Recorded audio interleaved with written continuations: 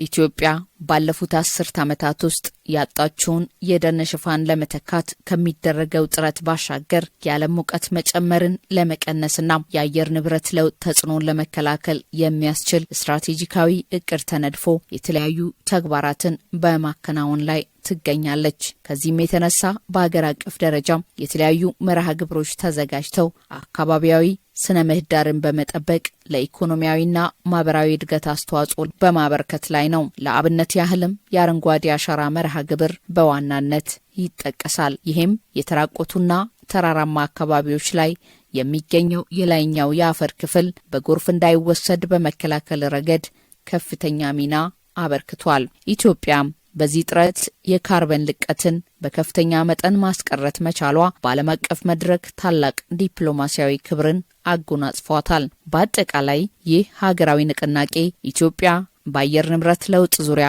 ያላትን የመቋቋም አቅም ለዓለም ያስመሰከረችበት ብቻ ሳይሆን ሁለንተናዊ እድገቷን የምትጎናጸፍበት ጠንካራ መሰረት ሆኗል። በመሆኑም በደን ላይ የሚደርሰውን ጉዳት በመከላከል የአየር ሚዛንን ለመጠበቅ በሚደረገው ጥረት ውስጥ መንግስታዊ ያልሆኑ ድርጅቶች ተሳትፎ የሚያበረታታ ነው። ከዚህም ባሻገር ኑሯቸውን በደን ላይ መሰረት ያደረጉ የህብረተሰብ ክፍሎችን በማደራጀትና የኑሮ ማሻሻያ ፕሮግራሞችን በማመቻቸት የተፈጥሮ ሀብትን መንከባከብና መጠበቅ እንዲችሉ በመንግስት በኩል ተመቻችቷል። ሰሞኑን በተፈጥሮ ሀብት ጥበቃ ላይ የሚሰራ ሃርነስ የተሰኘ መንግስታዊ ያልሆነ ድርጅት የፕሮጀክት ማስጀመሪያ መርሃ ግብር አካሂዷል።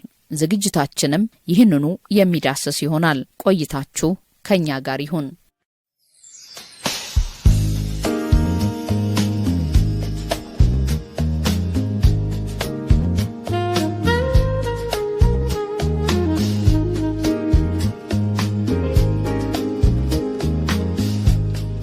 መንግስት የአካባቢ ጥበቃ ስራን ውጤታማ ለማድረግ መንግስታዊ ያልሆኑ ድርጅቶችን በማቀናጀት እያከናወነ ይገኛል። ሀገራችን ዝቅተኛ የካርበን ልቀትን የሚከተል የአየር ንብረት ለውጥ ተጽዕኖን የሚቋቋምና ለሁሉም ዜጎች ተስማሚ የሆነ ልማት መንገድ ለመከተል ያላትን ቁርጠኝነት በተግባር እያሳየች ያለች ሀገር ናት። ለዚህም ማሳያነት የአየር ንብረት የሚቋቋም አረንጓዴ ኢኮኖሚ፣ የረዥም ጊዜ ዝቅተኛ አማቂ ጋዝ ልቀት ያለው የልማት ስትራቴጂ፣ በሀገር ደረጃ የተወሰነ አስተዋጽኦ፣ የአረንጓዴ አሻራ ተግባራትና ሀገራችን የፈረመቻቸው የዓለም አቀፍ ስምምነት ሰነዶች የሀገራችን በዘርፉ ያሳየችው ቁርጠኝነት አመላካቾች ናቸው። ከላይ በተጠቀሱ ስትራቴጂዎች ውስጥ የደኑ ዘርፍ ከፍተኛውን ድርሻ የሚይዝ ይሆናል። ደናችን የአየር ንብረት ሚዛን በማስጠበቅ በካርበን ክምችት፣ በብዝሃ ሕይወትና በውሃ ሀብት ጥበቃ፣ በግብርና ምርትና ምርታማነት እና ለሚሊዮኖች ዜጎቻችን ኑሮ መሻሻል ከፍተኛ ድርሻ እንዳለው ይታመናል። መንግስት የደን ጥበቃና ማልማት፣ የተጎዱ መሬቶችን መልሶ ማቋቋምና የማህበረሰብን ተሳትፎን ማጠናከር የሚያስችሉ በርካታ ግቦችን አስቀምጧል። እንደ አረንጓዴ አሻራ ኢኒሼቲቭ እና የአሳታፊ ደን አስተዳደር ያሉ ፕሮግራሞችንም የዚሁ ትኩረት ማሳያዎች ናቸው። ምንም እንኳን ኢትዮጵያ በዘርፉ በጣም በዓለም አቀፍ ደረጃ የተመሰከረና አበረታች ምርታዎችን ያስመዘገበች ቢሆንም የተቋማት የአቅም ውስንነት፣ በተለያዩ ዘርፎች መካከል የቅንጅት መላላት፣ የፋይናንስና የቴክኒክ ሀብቶች ውስን መሆን እንዲሁም በተፈጥሮ ሀብት ላይ እየተባባሰ የመጣው ጫና አሁንም እንደ ከፍተኛ ተግዳሮት ቀጥሏል። ይህም ተግዳሮት የደን ውድመትን የመቀነስ፣ የተራቆቱ መሬቶችን የመልሶ ማገገም፣ የአየር ንብረት ለውጥ መቋቋም አቅማችንን የማጠናከር እንዲሁም የዜጎችን ኑሮ ለማሻሻል የምናደርገውን ጥረቶቻችንን የሚያዳክም መሆኑ የሚታመን ነው። ይህ ማለት በሀገር አቀፍ ደረጃ የፖሊሲዎችና ሕጋዊ ማዕቀፎች መኖራቸው ብቻ ዘላቂ አለመሆኑን በቂ ማሳያ ነው። ፕሮጀክቱ በደን ላይ የሚደርሰውን ጉዳት ለመከላከል በኦሮሚያና በደቡብ ምዕራብ ኢትዮጵያ ህዝቦች ክልሎች ውስጥ በሚገኙ በ11 ወረዳዎች ላይ ተግባራቱን ለማከናወን እንቅስቃሴ ጀምሯል። ስነ ምህዳር ለተስማሚ የአየር ንብረት ለተፈጥሮ ህዝብና ለጋራ ስኬት ማዋል የሚሰራ ፕሮጀክት ነው። ይህ ፕሮጀክት የ3 አመት ፕሮጀክት ነው። ወደ 1 ቢሊዮን የሚሆን ባጀት መድቦ ለሚቀጥሉት 3 አመት በኦሮሚያ ክልልና በደቡብ ምዕራብ ህዝቦች ክልል ውስጥ የሚሰራ ነው። በ11 ወረዳ ውስጥ ይሰራል። 6 ወረዳ በደቡብ ምዕራብ ኢትዮጵያ ክልሎች ውስጥ ሲሰራ፣ በ5 ወረዳ ደግሞ በኦሮሚያ ውስጥ ይሰራል ማለት ነው። ባሌ እና የኢሉባቦር ዞንን ያጠቃላል። የከፋ ሸካን እና እንደዚሁም የቤንች ሸኮን ዞኖች ያጠቃላል። እነዚህ ሁለቱ ክልሎች የዓለም ብዝሃ ሕይወት መናኸሪያ ናቸው። እንደምታውቀው ትልቁን የካርበን ማቅለጫ እንደ ምስራቅ ሰሜን አፍሪካ ትልቁን የደን ሀብት የያዙ የመልክዓ ምድር ስለሆኑ ፕሮጀክቱ በዚህ ላይ አተኩሮ በተለይ ከደን መመናመን ወይም ደግሞ የደን መመንጠርን ለመቀነስና እንደዚሁም የስነ ምህዳርን መራቆት መልሶ ለመቀልበስ የአየር ንብረትን ለውጥ ተቋቋሚነትን ለመጨመር የሚሰራ ፕሮጀክት ነው። የመንግስትም ሆነም መንግስታዊ ያልሆኑ ድርጅቶች በጎ ተግባር ግቡን እንዲያሳካ የሁሉም ባለድርሻ አካላት ቅንጅት ተጠናክሮ መቀጠል አለበት። በመንግስት የተለያዩ የፖሊሲና ስትራቴጂ ማዕቀፎችን በማዘጋጀት ለዘርፉ የሰጠውን ከፍተኛ ትኩረት ውጤታማ ለማድረግ የመንግስታዊ ያልሆኑ ድርጅቶች ድጋፍና አጋርነት የሚኖረው ድርሻ ላቅ ያለ ይሆናል።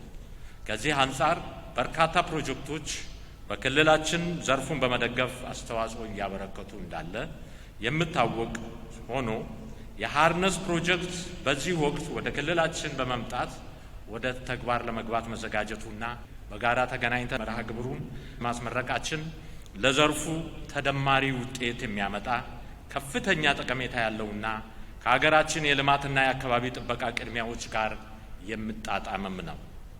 ይህ ፕሮጀክት ለፖሊሲና የሕግ አፈጻጸም ሂደት ውስጥ ያሉ ወሳኝ ክፍተቶችን በቀጥታ ለመፍታት የደን ተግባርና የአየር ንብረት እና የመሬት አጠቃቀም ስርዓቶችን በተቀናጀና በተመጣጠነ አቀራረብ ለማስተዳደር የተነደፈ ፕሮጀክት ነው።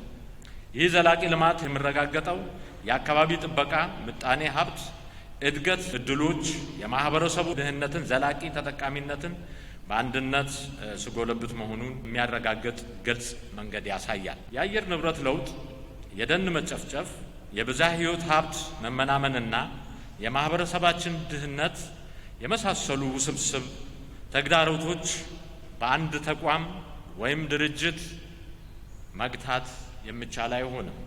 ችግሮችን በዘላቂነት ለመቅረፍ ጠንካራ አጋርነት፣ የተቀናጀ ስራ እና የጋራ ኃላፊነት ወሳኝ መሆናቸውን እንረዳለን። በዚህ ረገድ ሃርነስ ፕሮጀክት በቀደሙ ስኬታማ ልምዶቹ ላይ ተመስርቶ መገንባቱ አበረታችና ለእኛም ትልቅ ተስፋ ነው። ፋርም አፍሪካ እና አጋሮቹ በተሳትፎ ደን አስተዳደር፣ በማህበረሰብ ልማት፣ በዘላቂ አኗኗርና በስነ ምህዳር ጥበቃ ያላቸውን ጠንካራ ልምድ በመጠቀም ፕሮጀክቱን በተሳካ ሁኔታ እንደሚያስፈጽሙ በግሌም በክልሉ መንግስትም ትልቅ እምነት አለኝ። በክልላችን በተዋረድ የዘርፉ የመንግስት የስራ ኃላፊዎችና ባለሙያዎች የፕሮጀክቱን ዓላማዎች እንዲሳኩ በቅርበት ለመደገፍ ያለንን ጽኑ አቋም ቃል እገባለሁ ለመግለጽ እወዳለሁ። ዘርፉ የሚመለከተን በትብብር በግልጽነትና በጋራ ኃላፊነት ስሜት በመስራት ለፕሮጀክቱ ስኬት የድርሻችሁን እንድታበረክቱ ጥሬን አቀርባለሁ። ይህ ፕሮጀክት ከፖሊሲ ጋር የተያዘ ፕሮጀክት ነው። በተለይ አብዛኛውን ኢትዮጵያ ብዙ ፖሊሲ አላት፣ ብዙ ስትራቴጂ አላት። ነገር ግን ስትራቴጂውንና ፖሊሲውን አፈጻጸም ላይ ክፍተቶች አሉ። ሁሉም የድርሻ ባለአካላት ለይህም ፕሮጀክት በጋራ ተረባርበው እንዲሰሩና ህዝቡ ተጠቃሚ እንዲሆን እንዲያደርጉ በዚሁ አጋጣሚ መልእክት ማስተላለፍ ፈልጋለሁ።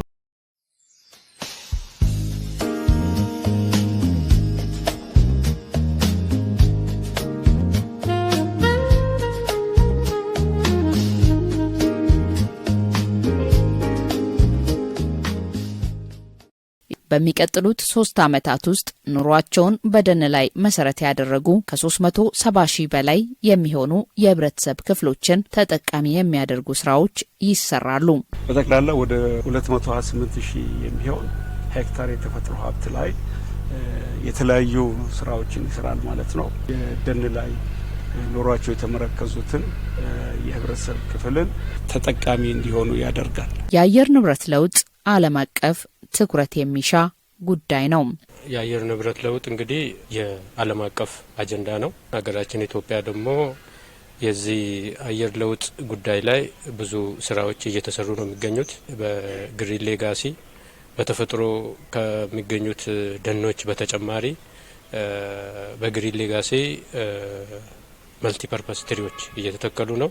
ይሄ ደግሞ ለአየር ንብረት ለውጥ ጥሩ አጋጣሚ ነው ብዬ አስባለሁ። እንደ ኦሮሚያ ክልል በደቡብ ምዕራብ አዋሳኝ በምንገኘው በኢሉባቦር ዞን ወረዳዎች በአጠቃላይ ብዙ የተፈጥሮ ደኖች አሉ። ከተፈጥሮ ደኖች በተጨማሪ ጥበቃውንም ተከላም እያካሄድን ነው። ዲዱ ደግሞ ከፍተኛ ከኢሉባቦር ዞን ውስጥ ከፍተኛ የደን ወይም የተፈጥሮ ጫካ ያለባት ወረዳ ነች።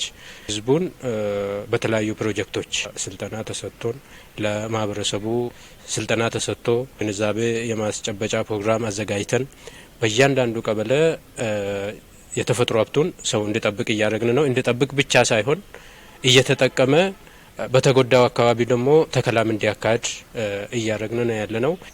ሸካ ዞን እንግዲህ የሚታወቀው አንዱ ደን ወደ 238 ሺህ ሄክታር በላይ ከሚሸፍነው ከ55% በላይ ያለው በጥብቅ ደን የተሸፈነ ነው። በዩኔስኮ በዓለም አቀፍ የቅርስ ጥበቃ ድርጅት የተመዘገበ ደን ነው። በብዝሃ ሕይወት ጥበቃም የደንም ሆነ የዱር አራዊት ከፍተኛ ክምችት እንደሚገኝበት ዱር አራዊት ወፎችን ጨምሮ የሚታወቅ ዞን ነው። እንግዲህ ይህንን ዘላቂነት ባለው መንገድ ለማስቀጠል ዩኔስኮም እውቅና እንደሰጠው ማህበረሰቡ በነባር እውቀቱ ሲጠብቅ ሲንከባከብ ያኖረበትን ባህል አዳብሮ አሁን እየመጡ ያሉ መጤ አስተሳሰቦች፣ የኢኮኖሚ ፍላጎቶች፣ የህዝብ ቁጥር መጨመር ጋር ተያይዘው የሚመጡ የኢኮኖሚ እድገት ጥያቄዎችንም በልኩ ይዞ ስርዓት ባለው መንገድ የግብርና ምርትና ምርታማነትን በመጨመር ኑሮውን በማሻሻል የእድገት ፍላጎቱን መቀጠል ያስፈልጋል።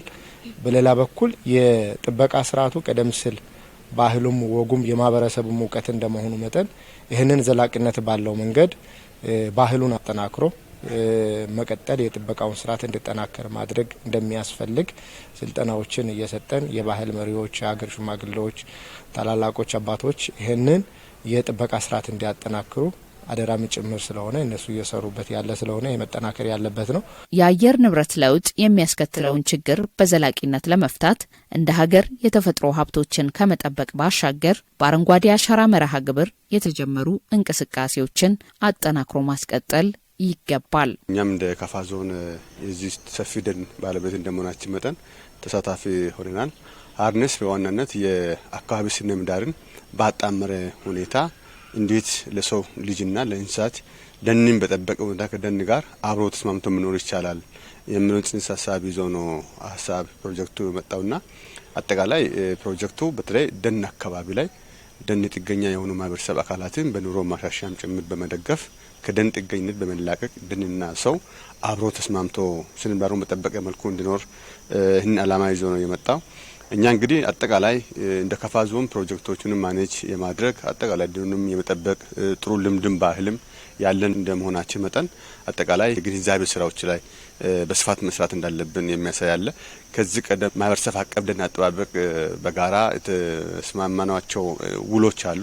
እነዚህ ውሎች እንደገና ማደስና ማጠናከርን መሰረት ያደረገ ስለሆነ በእኛ ነባራዊ ሁኔታ አጠቃላይ ህዝባችን አስተባብረን የተወሰኑ ወረዳዎች አሉ። እንደኛ ዞን 3 ወረዳ ላይ ነው አርነስ ከበር የሚያደርገው ከካፋ ዞን ብጣ ወረዳ፣ ሺሾ እንደና ግሻ ወረዳ ስለሆነ እነዚህን አካባቢዎች በተባለው መጠን ያወርን ስራዎችን እንሰራለን ብለን እናስባለን። ፕሮጀክቱ በደን ጥበቃ ስራዎች ላይ የነደፋቸውን ተግባራት በላቀ ቁርጠኝነት በማከናወን ውጤታማ እንዲሆን በጋራ መስራት ተገቢነት አለው። የተፈጥሮ ሀብት ጥበቃ ላይ ማህበረሰባችንም አመራራችንም ከማንኛውም ልማት በፊት ቅድሚያ ሰጥተን የምንሰራው ስራ ነው።